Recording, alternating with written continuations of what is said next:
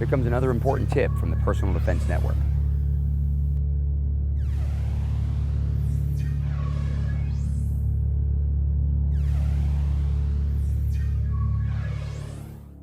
I want to talk about the interconnectedness of defensive firearms training. And what that means is really ultimately consistency.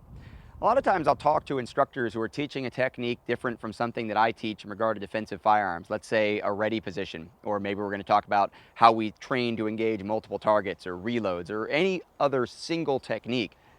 And eventually the conversation about that technique has to include the interconnectedness of that technique to the larger body of work that anybody's teaching.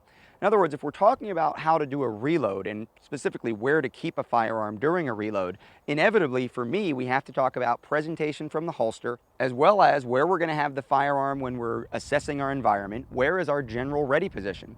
If we don't know the answers to all those questions, then the answer to where are we going to do our reload really becomes somewhat irrelevant.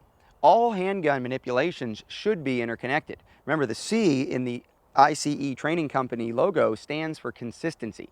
Consistency is an incredibly important contributor to efficiency, both in terms of our training modules, so that our modules all work well together, and in terms of our training resources, so that we don't have to train to present the gun from down here by our belt, from up here at our chest, and from up here in front of our face. We're just going to learn to present the gun from this area, because in this area, I can have a consistency of where I do my reloads, where I solve my malfunction problems, where I come through when I present from the holster, where I am when I'm assessing my environment. I have an interconnectedness of all of those different techniques into one system.